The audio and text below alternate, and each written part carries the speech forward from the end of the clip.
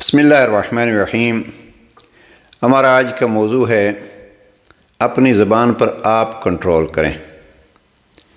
اللہ سبحانہ وتعالیٰ نے جب انسان کو اعضاء جیسی نعمت سے نوازا ہے تو ان کے متعلق احکام بھی کچھ واجبات، کچھ مستحبات، کچھ اخلاقیات بیان فرمائے ہیں، اور ان کی تفصیل پاک پیغمبر صلی اللہ علیہ وآلہ وسلم نے یا ائمہ ہدیٰ نے بیان کی ہے۔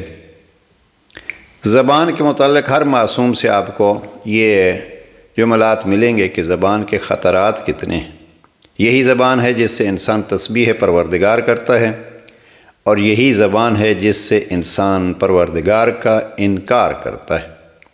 دیکھیے، اگر کسی بندے کے ذہن میں ایک فطور ہے اور وہ رب کریم کا انکار کرتا ہے، آپ اس پہ کوئی حکم شرعی نہیں لگا سکتے جب تک وہ اپنی زبان سے یا اپنے عمل سے اظہار نہیں کرتا۔ لہٰذا اگر کسی شخص کو منکر خدا کہا جاتا ہے تو وہ تبھی کہا جائے گا جب وہ زبان کو استعمال کرے گا۔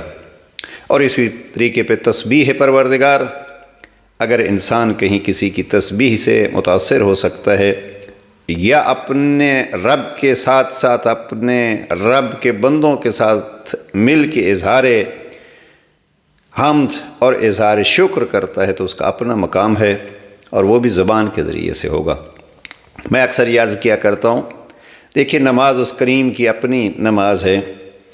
بعض نمازوں کو اس نے بالاخفات رکھ دیا، آہستہ آہستہ پڑھ لیا کرو، مگر فقہ جعفریہ کے مطابق صبح کی، مغرب کی اور عشاء کی پہلی 2 رکعتوں کو اس نے فرمایا کہ آواز سے تھوڑا پڑھا کرو، اور اتنے آواز سے یعنی بالجہر کہ آپ کے کان کم از کم آپ کی آواز سن سکیں۔ لہٰذا اس کریم کو یہ پسند ہے کہ میرا بندہ میری دی ہوئی زبان سے مجھے یاد کرے۔ اسی طریقے پہ دعا کے حوالے سے رب کریم نے جب بار بار کہا ہے کہ آپ مجھ سے مانگو، تو مجھ سے مانگنے کے 2 طریقے ہیں، اور وہ پسند کرتا ہے کہ اس کے گڑ گڑا کے مانگا جائے۔ یہ تو وہ ہیں جو اللہ سبحانہ وتعالیٰ اس زبان سے چاہتا ہے کہ آپ کیا کریں، اور اسی طریقے پہ منع بھی کرتا ہے۔ مثلا سب سے ایک تلخ قسم کا عذاب کہیے یا ایک مذمت کہیے، وہ اللہ سبحانہ وتعالیٰ نے غیبت کی ہے۔ کیا آپ میں سے کوئی یہ چاہتا ہے کہ اپنے مردہ بھائی کے گوشت کھائے؟ اب یہ غیبت کے بارے میں، اور غیبت کا ایک مین اعلیٰ زبان۔ آئیے جناب امیر علیہ السلام کے کلام سے، نہج البلاغہ سے ہم چند موارد پیش کرنا چاہتے ہیں۔ حکمت نمبر 40 میں جناب امیر المؤمنین ارشاد فرماتے ہیں کہ لسان العاقر وراء قلبہ وقلب الاحمق وراء لسانہ۔ عقل مند کی زبان اس کے دل کی پیچھے ہے، اور بے وقوف کا دل اس کی زبان کے پیچھے ہے۔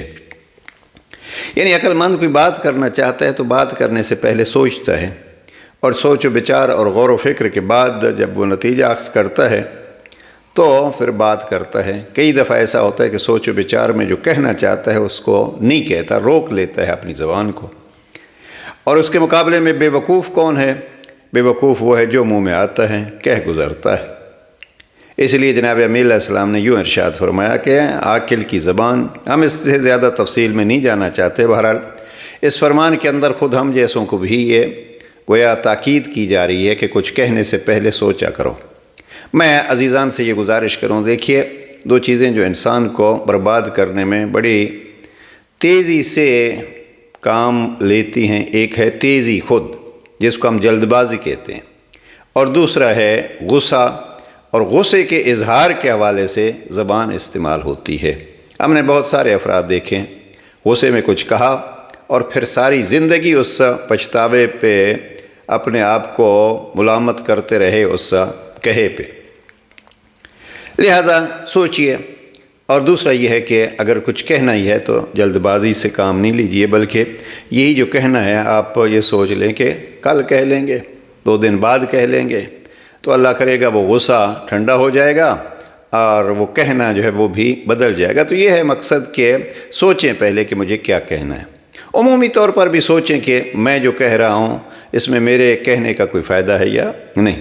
جناب امیر المؤمنین نے حکمت نمبر 60 میں ایک سخت انداز سے زبان کا تعارف کرایا، اور امام فرماتے ہیں کہ یہ زبان ایک درندہ ہے، اگر اسے کھلا چھوڑ دیں گے تو پھاڑ کھائے گی۔ اس لیے ہم نے اس موضوع کو یہ نام دیا ہے کہ اپنی زبان پہ آپ کنٹرول کریں، اس لیے کہ بعض اوقات انسان بولتا ہے اور پھر دوسرے کہتے ہیں کہ ابھی بس کیجیے، ابھی چپ کیجیے، وہ نوبت نہیں آنی چاہیے۔ لیکن اگر زبان کو کھلا چھوڑ دیا جائے گا تو یہ زبان خود انسان کے خلاف چیر پھاڑ کے، کوئی ایسا نہیں ہوتا کہ یہ زبان جو ہے وہ درندہ بن کے اس کو دانت لگ جائیں گے، اور مقصد یہ ہے کہ جیسے درندہ اپنا کام کرتا ہے، اس کا کوئی فائدہ ہو یا نہ ہو، اپنے غصے کو اور اپنی اس فطرت کو پورا کرنے کے لیے وہ چیرتا پھاڑتا رہتا ہے۔ لہٰذا بعض افراد جو ہیں ان کی عادت یہ ہوتی ہے کہ بولتے رہیں اور بولتے رہیں، یہ نہیں ہے کہ اس بول کا کیا فائدہ ہوتا ہے۔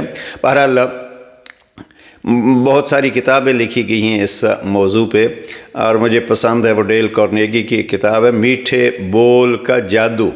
تو یہ حقیقت میں میٹھے بول کا جادو جو ہے وہ جو قرآن مجید کو بھی آپ لین القول جو ہے وہ اس کو آپ لیں، تو جناب پیغمبر اکرم کو بھی ارشاد ہوا کہ آپ اپنی طبیعت کو نرم رکھیں، اور طبیعت کی نرمی میں ایک زبان کی نرمی ہے۔ بہرحال اس میں آپ بہت ساری چیزیں عکس کر سکتے ہیں کہ جناب امیر علیہ السلام نے اس کو ایک درندہ قرار دیا ہے، اور درندہ بھی ایسا کہ اگر آپ اس کو چھوڑ دیں گے تو یہ خود آپ کو ہی چیر پھاڑ کھائے گا۔ یہ دوسرا فرمان، اور ایک فرمان جناب امیر علیہ السلام نے زبان کو انسان کی پہچان کا ذریعہ قرار دیا ہے۔ ہر ایک فرمان پہ ایک ایک درس ہو سکتا ہے، اور ہمارے سامنے یہ ہماری کتاب شمع زندگی ہے، اور اس میں ہم نے الگ الگ اس پہ کم از کم ہر فرمان پہ ایک ایک صفحہ لکھا ہے، لیکن ہم سب کو یہاں نقل نہیں کرنا چاہتے۔ تو یہ فرمان 148 جناب امیر علیہ السلام فرماتے ہیں کہ المرء مخبوء تحت لسانہ، انسان اپنی زبان کے نیچے پوشیدہ ہے، یعنی جب بولے گا تو اس کی پہچان ہوگی۔ تو اس حوالے سے آپ اگر اپنی پہچان کروانا چاہتے ہیں تو اچھے انداز سے پہچان کروائیے، یعنی اچھا بولیے۔ تو اس کے بعد ایک فرمان جو ہم نقل کرنا چاہتے ہیں جناب امیر علیہ السلام کا، اور وہ بہت ساری خطاؤں سے بچاتا ہے۔ امام فرماتے ہیں من کاسر کلام ہو کاسر خط او، جو زیادہ بولے گا وہ زیادہ غلطیاں کرے گا، یعنی بولنے میں وہ زیادہ غلطیاں کرے گا۔ اس لیے اپنے آپ کو کنٹرول کرنے کے لیے بہتر یہ ہے کہ ہم اپنے آواز کو، اپنے صداؤں کو کم رکھیں، اور اپنی زبان کو کم سے کم استعمال کریں، اور اگر استعمال کرنا ہے تو اس کو ذکر خدا میں استعمال کریں۔ میں جوانوں سے بالخصوص جو ہے یہ گزارش کروں گا، اور بالخصوص ہماری فیلڈ کے جو طلبہ اگر سن رہے ہیں تو ان سے یہ گزارش ہے کہ یہ کتاب مجھے بہت پسند ہے، آداب معاشرت۔ میں نے اس کے مطالعے کے بعد اپنا جو اس پہ حاشیہ لکھا ہے یا اپنے کمنٹس لکھے وہ ہے انسانی تعلقات کے لیے بہترین کتاب ہے یہ آداب معاشرت، یعنی انسانوں کے ساتھ زندگی گزارنے کا طریقہ۔ یہ حقیقت میں ایک باب ہے کتاب وسائل الشیعہ کا، 8ویں جلد کے آخر میں ہے باب المعاشرہ۔